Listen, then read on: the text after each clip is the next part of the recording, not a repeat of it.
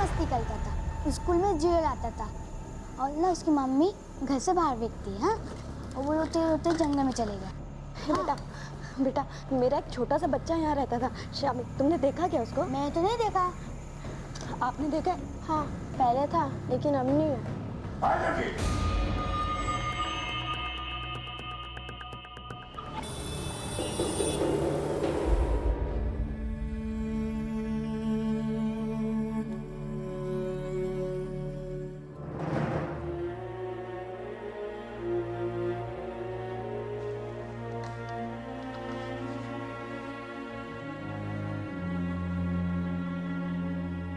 Dad, mummy दादा दादी कहाँ है? वो खा चुके।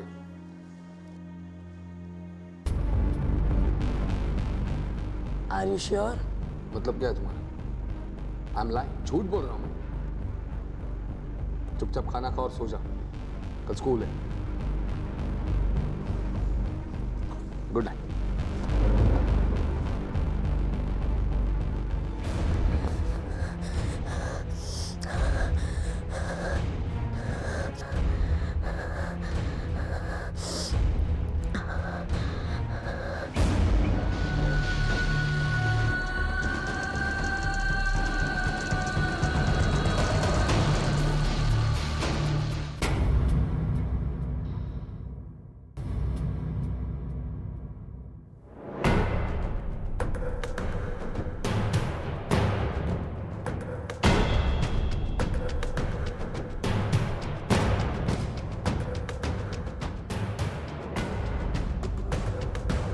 सुनो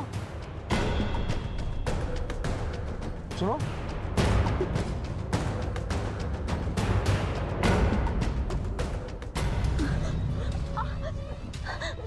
मैंने कुछ नहीं किया। तुम यहाँ कैसे आई? किसने मारा तुम्हें? देखो डरो मत, अगर तुम बताओगे नहीं तो पुलिस तुम्हारी मदद कैसे करेगी? चलो जल्दी आओ। अरे डरो नहीं, आ जाओ।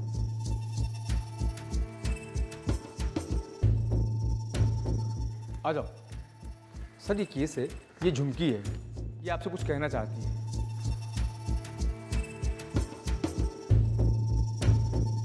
बोल। बैठ।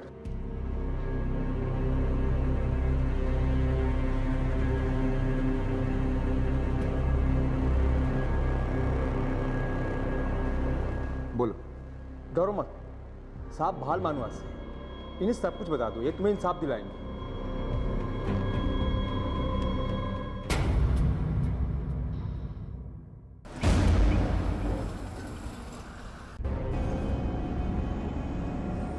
All well, Ishan? नहीं यार, I am feeling very restless, कुछ समझ ही नहीं आ रहा। चल मार यार, तेरा केस हैंडल करने के लिए मेरे पापा है ना। मेरा केस? मैंने क्या किया? साहब उन लोगों ने मेरे बच्चे को जबरदस्ती अपने पास रखा हुआ है और सब वो लोग मुझे मेरा बच्चा वापस ही नहीं कर रहे साहब। कौन लोग? तुम्हें भय ना पापा, तसल्ली से बताओ क्या हुआ। साहब 1 साल पहले एक आदमी ने मुझे अपने झूठे प्यार के जाल में फंसा लिया और पेट से कर दिया और साहब उसके बाद छोड़कर भाग गया। मैं पेट से, वो तो भला अनाथ आश्रम वालों का, जिन्होंने मेरी हालत देखकर पहले तो मुझे रहने को छत दी और फिर मेरे बच्चे शामिल को पैदा करने में मेरी मदद की। लेकिन साहब बच्चा पैदा करने के बाद मैं शामिल को लेकर अकेले कहाँ कहाँ भटकती, तो उन लोगों ने मुझे कहा कि मैं शामिल को उनके पास ही छोड़ दूँ और जब उसकी परवरिश के लायक पैसे जोड़ लूँ तो शामिल को वहाँ से लेकर चली जाऊँ। इसीलिए साहब मैं शामिल को वहीं अनाथ आश्रम में छोड़ आई। वो वहीं रहता था साहब और मैं दिन रात मेहनत करती थी ये सोचकर कि साहब 4 पैसे जोड़ लूँगी तो अपने बच्चे को अपने पास ले आऊँगी साहब। और साहब बीच बीच में मैं उससे मिलने भी चाहती थी, लेकिन इस बार मैं उनके पास गई तो उन्होंने मुझे अंदर जाना तो दूर, मुझे अपने बच्चे से मिलने भी नहीं दिया साहब। और जब मैंने शामिल के लिए पूछा तो उन्होंने कहा कि यहाँ कोई शामिल नहीं रहता। कौन सा अनाथालय ये? रंजना बाइट उन्हीं का। रंजना बो ठाकुर? हाँ वही। देखो, तुम्हें जरूर कोई गलतफहमी हुई। तुम जानती भी हो किस पर इल्जाम लगा रही हो। रंजना और उसके पिता की बहुत इज्जत है, और वो तुम्हारा बच्चा क्यों लेंगे? वो तो खुद अनाथ आश्रम चलाते हैं और गरीब बच्चों और औरतों की मदद करते हैं। साहब मैं झूठ नहीं बोल रही साहब, आप चाहे तो मेरे पेट में चीरा देख लीजिए। मैंने अपने शामिल को आज से 6 महीने पहले उसी अनाथ आश्रम में छोड़ा था मैंने अपने बच्चे को साहब, और मैं बीच बीच में उससे मिलने जाती थी साहब, लेकिन इस बार उन लोगों ने मुझे अपने बच्चे से नहीं मिलने दिया साहब। साहब आप मेरी मदद करो साहब, मैं झूठ नहीं बोल रही साहब, आप मेरी मदद करो।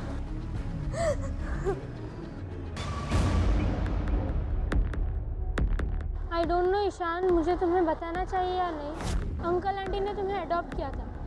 आई मीन बायोलॉजिकली तुम उनके बेटे नहीं थे, और ऊपर से उन्होंने तुम्हें इलीगल तरीके से अडॉप्ट किया था, इसीलिए कानून के हिसाब से तुम्हें फिर ऑर्फनेज भेज दिया जाएगा।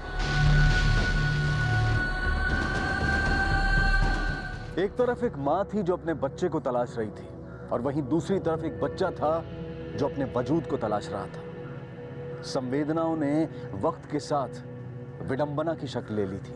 पिछले कई सालों से इलीगल एडॉप्शन का कारोबार बड़े आराम से चल रहा था। सैकड़ों बच्चे गैर कानूनी तरीके से एडॉप्शन में दिए जा चुके थे। सवालों की लिस्ट बहुत लंबी थी। भारत जैसे देश में जहां एडॉप्शन के कानून इतने सख्त हैं, वहां ऐसा कैसे हो गया? अब तक इन अवैध अनाथालयों का खुलासा क्यों नहीं हुआ? और अब पीड़ित ममता के सुख से वंचित रह जाएगी। अनाथालय वालों ने इसके खिलाफ कंप्लेन लिखवाई है। कह रहे हैं कि ये पागल है और वहाँ से बच्चा चुराने की कोशिश भी कर रही थी। सीसीटीवी फुटेज भी भेजा है उन्होंने। सर, क्या हमें झुमकी की बात पर यकीन करना चाहिए? लेकिन उसके खिलाफ जो कंप्लेंट मिली है उसका क्या? उसी कंप्लेन को बेस बनाकर झुमकी को अरेस्ट करो। लॉकअप में रहेगी तो सेफ रहेगी। सेफ? आपको क्या लगता है सर कि वो सच बोल रही है? अगर झूठ भी बोल रही है तो उन लोगों के खिलाफ बोल रही है जो बहुत पावरफुल है। It's risky for her. Sir, अगर ऐसा ही है तो हम रंजना के खिलाफ एफआईआर क्यों नहीं लिखवा सकते? अभी नहीं। रंजना और उसके फादर दोनों बहुत पावरफुल हैं। अगर बिना ठोस सबूत के उनके खिलाफ कोई भी एक्शन लिया तो हंगामा खड़ा हो सकता है, और इस वक्त हमें बिना हंगामा खड़ा किए सच्चाई जाननी है। झुमकी के खिलाफ जो कंप्लेन है उसे बेस बनाकर अनाथालय में इन्वेस्टिगेशन करो। कोई पूछे तो बोलना काउंटर कंप्लेन। पता करो वहाँ चल क्या रहा है।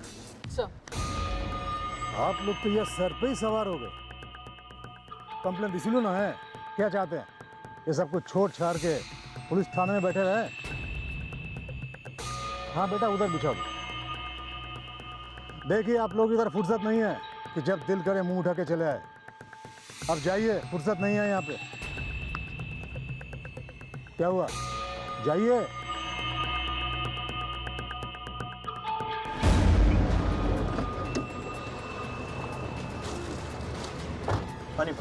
सर बहुत बदतमीजी से बात किए हैं। वैसे तो काफ़ी खानदानी लोग हैं, शायद किसी बात पर चिढ़ गए हो। और इंसान तभी चिढ़ता या गुस्सा होता है जब कोई उसकी दुखती रख दबाती। सर, अब मुझे समझ में आ रहा है इन लोगों ने झुमकी को बच्चा क्यों नहीं दिया। या तो इस अनाथ आश्रम में इस बच्चे की मौत किसी कारण की वजह से हो गई होगी, और अपने ऊपर आरोप ना आ जाए इसीलिए लोग अभी झुमकी को पहचानने से इनकार कर रहे हैं, और हमें भी कोई तरीके के जवाब नहीं दे रहे। कोई बड़ी खिचड़ी जरूर पकड़ी है। तो फिलहाल कुछ श्योरिटी के साथ नहीं कह सकते। तो अब अगर कुछ पक रहा है तो धुआं जरूर उठेगा। एक बार तुम भी ट्राई करो। अगर धुएं का सोर्स मिल गया तो आग का सोर्स भी मिल ही जाएगा।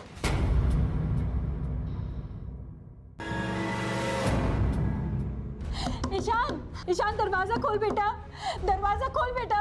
सुधा, क्या हुआ? देखिए ना, अपने आप को बंद करके बैठा हुआ, दरवाजा नहीं खोल रहा। ईशान, ईशान, दरवाजा खोलो। ये क्या है? हाँ? कितनी देर से हम लोग नॉक कर रहे हैं, तुम्हारा एक जवाब नहीं है। आप लोग ही तो चाहते थे ना कि मैं आपसे बात ना करूं। ईशान, मुझे चेंज करना है।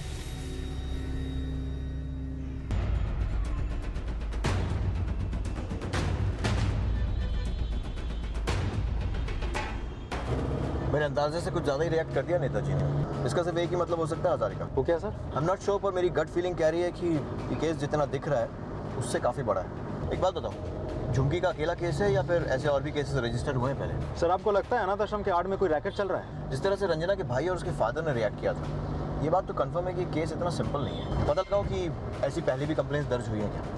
तब तक मैं जाकर इस रंजना से मिलता हूँ डायरेक्टली। कोई खास बात सर? फाइनल। इस केस में शामिल रसूखदार लोगों का भ्रमजाल बहुत बड़ा था। उनके रुतबे की वजह से सच्चाई दुनिया की आंखों से ओझल थी और इसी वजह से इस केस की तह तक पहुंचना असंभव दिखाई दे रहा था। लेकिन इस सब के बावजूद आसाम पुलिस ने यह ठान लिया था कि वो इतनी चतुराई से सबको ऑब्जर्व करेगी कि किसी को कोई भनक भी नहीं लगेगी कि क्या चल रहा है। ये लीजिए, स्पेशली दार्जिलिंग के बागान से मंगाई गई है।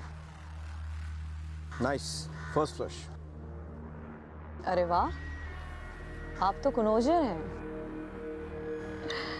और मैं आज तक समझती रही कि पुलिस वाले बहुत बोरिंग होते हैं। हमारी खाकी वर्दी के अंदर भी इंसान छुपा होता है मैडम।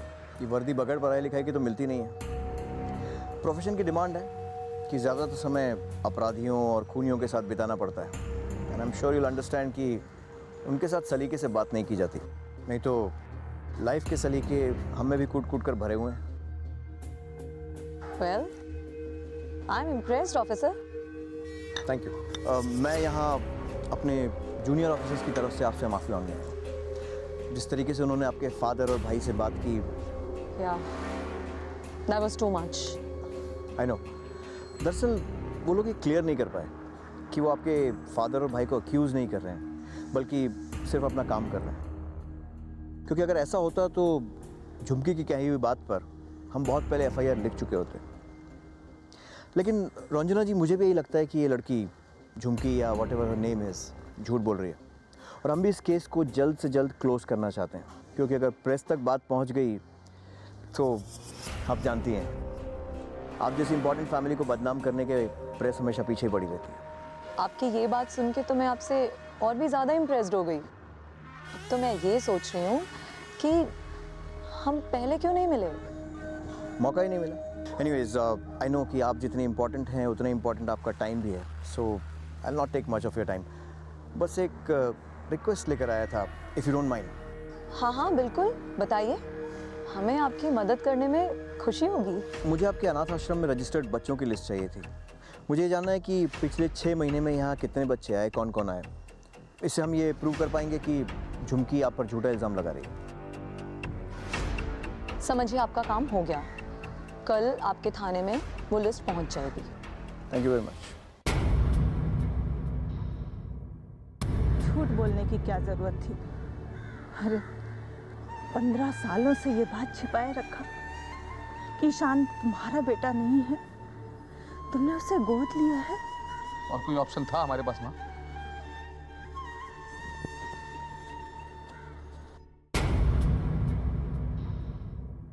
चलो चलो, बड़े साहब बुला रहे हैं। मुझे मालूम है कि रंजना पैसे और पावर दोनों मामले में ताकतवर है और बचने का कोई ना कोई तरीका ज़रूर निकाल लेगी। लेकिन तू क्या करेगा?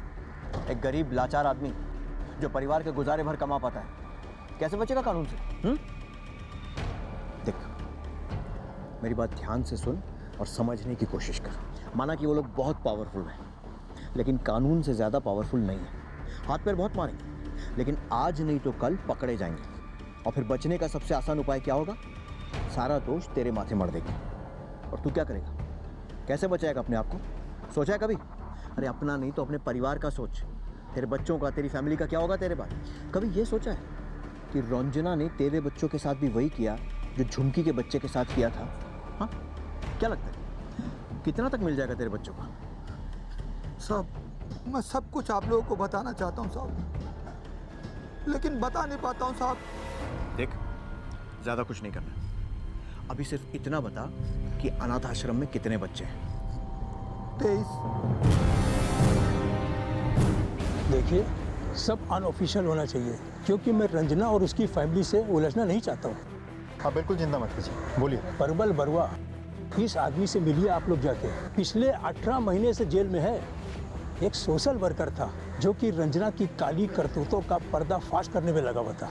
लेकिन प्रबल के NGO का नाम फाइनेंशियल फ्रॉड में आ गया और उसे जेल हो गई।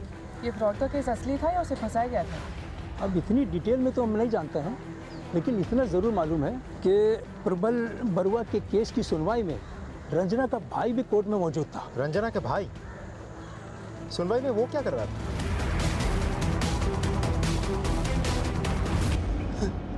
तुम रंजना के खिलाफ इन्वेस्टिगेशन करोगे?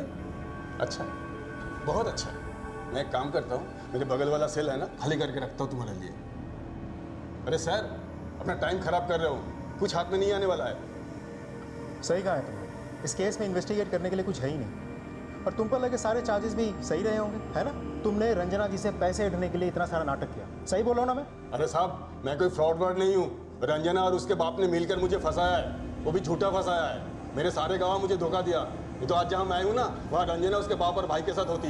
गवाह? कैसे गवाह? मैं नहीं बता सकता, वो लोग मेरे ऊपर भरोसा किए थे, मैं किसी का भरोसा तोड़ नहीं सकता। जानते हो नीपा, ये आदमी सिर्फ हमें बेवकूफ़ बना रहा है। रंजना जी ने तुम्हारे साथ जो कुछ भी किया है ना कहीं बिल्कुल सही किया है। अरे रंजना जी तो बहुत अच्छी औरत है, गरीब अनाथ बच्चों को छत देती है, और तुम, शर्म आनी चाहिए तुम लोगों को। चलो नीपा। सुनिए सर, एक मिनट। रंजना बहुत अच्छी औरत है ना? मैं बताता हूँ कैसी औरत है, मैं सब कुछ बताऊंगा। क्या आप इस केस को अंजाम तक पहुंचाओगे?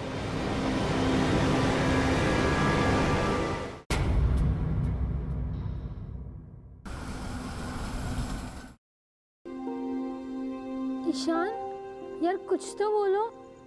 मैं बहुत कंफ्यूज हूँ यार, मैं जानता नहीं कि मैं कौन हूँ, मेरे रियल मॉम डैड कौन है, और वो जिंदा भी है या नहीं।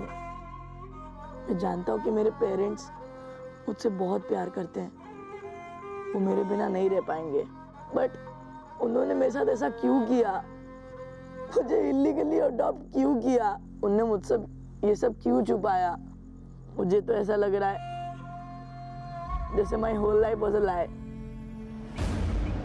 ईशान का सामना एक ऐसे तकलीफदेह अनुभव से हुआ था जिसने उसके अस्तित्व को ही सवालों के घेरे में लाकर खड़ा कर दिया था। ईशान की बेबसी और बेचैनी को देखकर ऐसा लग रहा था कि जैसे कोई मासूम किसी मेले में खो गया हो और वो किसी अपने का नाम तक न जानता हो। एक तरफ ईशान की दर्द में डूबी हुई जिंदगी बिखर चुकी थी, और वहीं दूसरी तरफ आसाम में पुलिस टीम हर बिखरे हुए सूत्र और सबूत को इकट्ठा कर बिना थके, बिना हारे इन्वेस्टिगेशन में लगी हुई थी। लेकिन शायद उन्हें यह अंदाजा नहीं था कि कई और बड़ी बड़ी रुकावटें उनके सामने आने वाली थीं जिन्हें उन्हें पार करना था।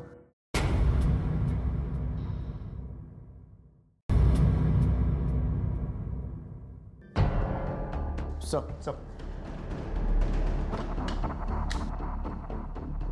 Thank you sir. सच सामने आ गया। रंजना और उसकी फैमिली अनाथालय की आड़ में बच्चे बेचने का इलीगल बिजनेस करते हैं। एक एक बच्चे की कीमत 3 से 20 लाख रुपए लगाई जाती है, और ये बच्चे सिर्फ इंडिया में नहीं बल्कि इंटरनेशनल मार्केट में भी बेचे जाते हैं। Are you sure? Yes sir. Modus operandi क्या है? सर, ये लोग झुमकी जैसे अबला औरतों से या तो ज़बरदस्ती या फिर उनकी मजबूरी का फ़ायदा उठा के उनसे बच्चे छीन लेते हैं। कब से चल रहा है सर? तकरीबन 20 साल से। पहले रंजना का फादर ऑपरेट करता था, और अब रंजना। और तो और सर, रंजना ने जो लिस्ट हमें भिजवाई है उसके हिसाब से अनाथालय में 17 बच्चे, लेकिन गार्ड के हिसाब से 23 बच्चे। अनाथ आश्रम में कितने बच्चे हैं? 23। रंजना के खिलाफ जितने भी गवाह हैं उनमें से कोई भी कंक्रीट नहीं है। वो गार्ड रंजना के लिए ही काम करता है, तो रंजना और उसकी फैमिली उसे कभी भी चुप करवा सकते हैं, और गार्ड ने हमें कुछ भी राइटिंग में नहीं दिया है। अब बचे बाकी 2 गवाह, वो सोशल वर्कर बरुआ और झुमकी। बरुआ ऑलरेडी जेल में है, तो कोई भी कोर्ट उसकी गवाही को मानेगा नहीं। और झुमकी के खिलाफ ऑलरेडी FIR दर्ज हो चुकी है अनाथ आश्रम से बच्चा चुराने की कोशिश करने के जुर्म में, वो भी CCTV के सबूत के साथ। तो साइकिया, जितने भी गवाह हैं उनकी कोई क्रेडिबिलिटी नहीं है। और एक बार मान भी लें ये तीनों सच बोल रहे हैं, इसलिए हमें बहुत सतर्क होकर आगे बढ़ना होगा। एक गलत कदम और रंजना के खिलाफ हम कोई भी कार्रवाई नहीं कर पाएंगे। अगर कुछ भी गड़बड़ हुई, आई डोंट नो कितने लोगों के ट्रांसफ़र होंगे और कितने लोग सस्पेंड होंगे। इसीलिए इस केस को और मजबूत बनाने के लिए हमें ठोस सबूत की ज़रूरत है। Get some hard evidences to prove it, तभी हम इस केस को आगे बढ़ाएंगे। झुमकी, याद करने की कोशिश करो, वो लोग कौन थे जो तुम्हें अनाथ आश्रम लेके गए, और वो कौन था जिसने तुम्हारा ऑपरेशन किया?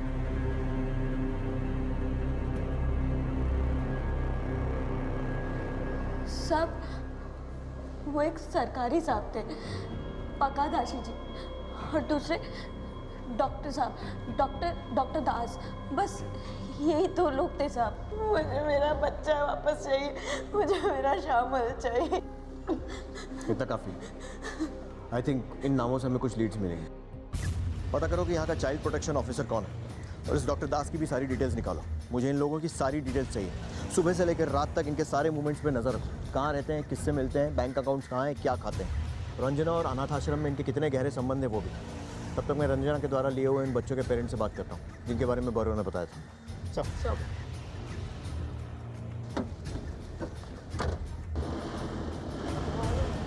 ये डॉक्टर साहब और रंजना जी रिश्तेदार है क्या दोनों? नहीं सर, अनाथालय है तो डॉक्टर साहब का आना जाना तो लगा ही रहता है। कब से? 10 साल से तो हम देख रहे हैं। इन 10 सालों में डॉक्टर साहब कहाँ से कहाँ पहुँच गए, पता नहीं इतना इनकम आता कहाँ से।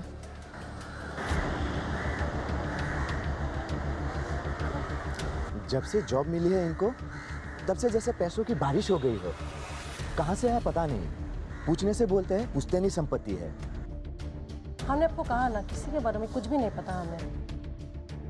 क्लिनिक तो नाम का क्लिनिक है, डॉक्टर साहब तो कहीं और से कमाते हैं। उनका ऊपर एक इंक्वायरी बैठी थी, लेकिन वो इंक्वायरी बाद में क्या हुआ कुछ भी मालूम नहीं पड़ा।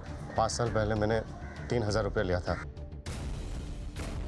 3 बच्चे साहब, चौथे को पालना मुश्किल था। ठीक है, तो फिर तुम इस बात के गवाह बन जाओ। नहीं साहब, नहीं, हमको तो यहीं पे रहना है। बिगाड़ करके कैसे रहेंगे? कैसे नहीं?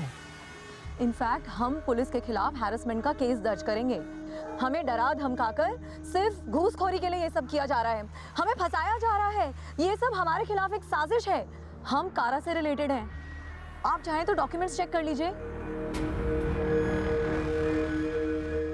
रंजना ने तुम्हारे खिलाफ कंप्लेन दर्ज की है कि तुमने उसके गार्ड को धमकाया, अगवा किया और उसे मारा। सर, हमने कोई मारपीट नहीं की, सिर्फ उससे पूछताछ की थी। जानता हूँ साइकिया, लेकिन ऊपर से तुम्हें सस्पेंड करने का ऑर्डर आया है। साइकिया, मैं तुम्हारा सस्पेंशन तो नहीं रोक पाऊंगा, लेकिन इस केस में तुम मेरे साथ काम करोगे अनऑफिशियली।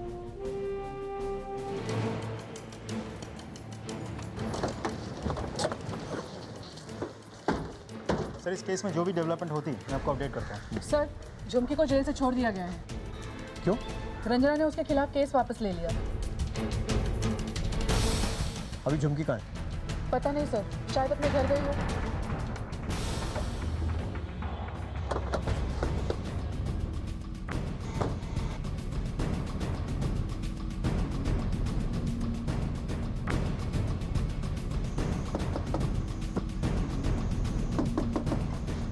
क्या हुआ सर? ये झुमके का घर कब से बंद है? सर, कई दिनों से तो नहीं देखा उनको। ठीक, झुमकी को ढूंढना होगा। सर, हो सकता है उन लोगों ने कंप्लेन वापस इसीलिए ली हो कि झुमकी जेल से बाहर आए और वो लोग उसे उठा लें। हम सिर्फ अनुमान लगा सकते हैं। We don't have solid evidence to prove it. तुम रंजना और उसके भाई पर नजर रखो, कहाँ जाते हैं, क्या करते हैं, किससे मिलते हैं।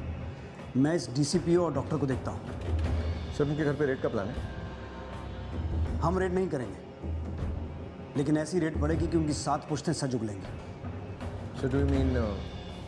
You are right. बहुत दौलत जमा की है उन दोनों ने। कैसे की है इसका जवाब इनकम टैक्स डिपार्टमेंट को देंगे और वो इन्फॉर्मेशन हमारे काम आएगी।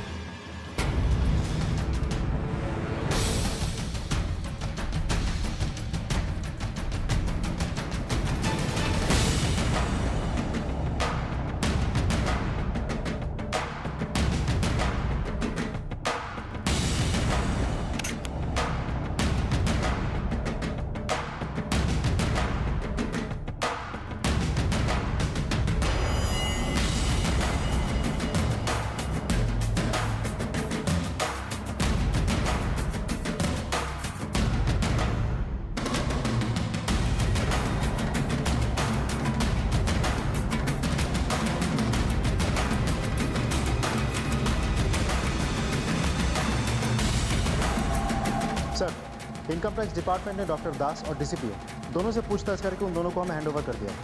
गुड, उन्हें पुलिस स्टेशन में ही बिठाओ, मैं वहीं आता हूँ। Okay sir.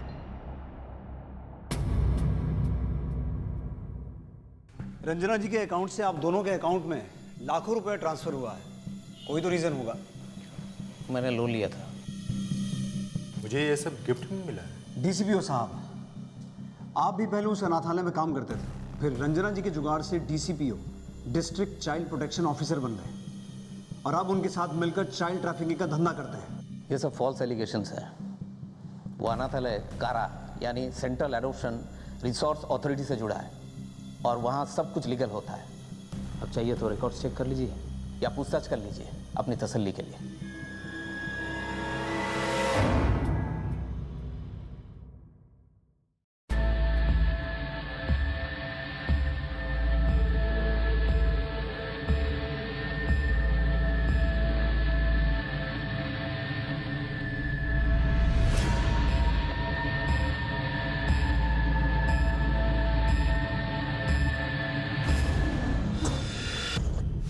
पुलिस वाले तुझे ढूंढ रहे हैं, तेरे को पुलिस वालों के पास जाना चाहिए, वही तेरी मदद कर सकते हैं।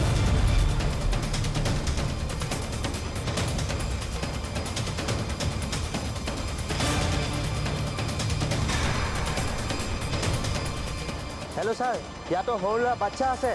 धन्यवाद, तुमने सही टाइम पर हमें ट्रक का नंबर बता दिया, नहीं तो पता नहीं उन मासूम बच्चों का क्या होता।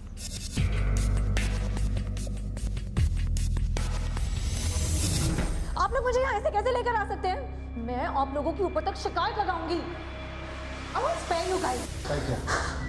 Take the charge. Thank you sir.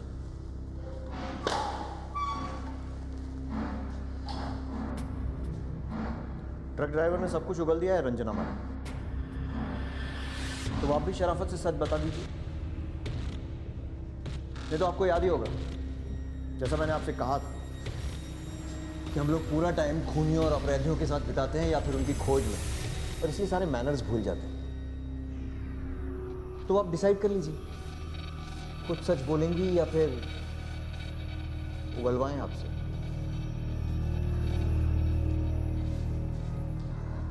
हाँ, मैंने बच्चों की इलीगल अडॉप्शन को अपना बिजनेस बना लिया था। बहुत पैसा कमाया ना एक गैर कानूनी धंधा करके।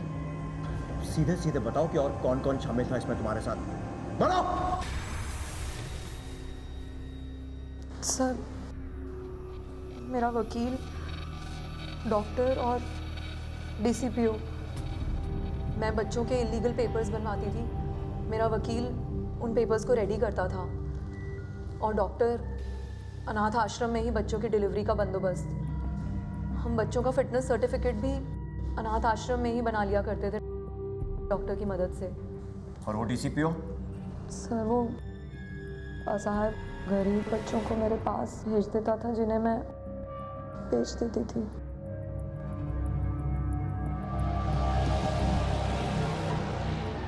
मुझे माफ कर दीजिए, मैं थोड़े से पैसों के लिए बहक गया था और रंजना की बातों में आ गया था। चाइल्ड प्रोटेक्शन ऑफिसर मतलब मालूम है इसका? चाइल्ड यानी बच्चा और प्रोटेक्शन यानी उसकी सुरक्षा करना, और तूने बच्चों को बेच दिया। मैं रंजना के लिए इलीगल पेपर्स रेडी करता था ताकि बच्चे लीगल तरीके से एडॉप्ट किए जा सके और किसी को शक ना हो। अभी हाल फिलहाल में जिन जिन बच्चों के नकली पेपर्स बनाए हैं सबके नाम बोल फटाफट। छोटू, गणेश, रिद्धि और सोहा। इन सभी बच्चों को ढूंढो और कोर्ट में पेश करो। सर, प्लीज, मैं आप लोगों से कोई बात नहीं करना चाहता। ईशा, मुझे बात करनी है और मैं ये बात इसलिए कर रहा हूँ क्योंकि मुझे पता है कि अब तुम उतने बड़े हो गए हो ये बातें समझ पाओ।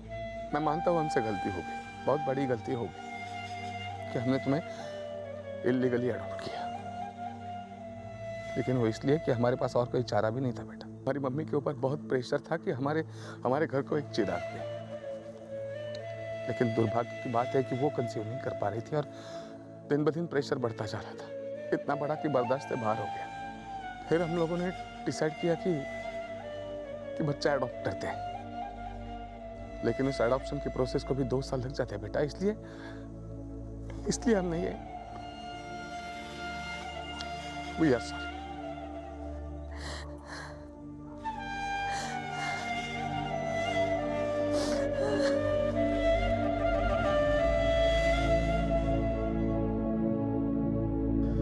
संवेदनाओं की दुनिया बहुत जटिल होती है।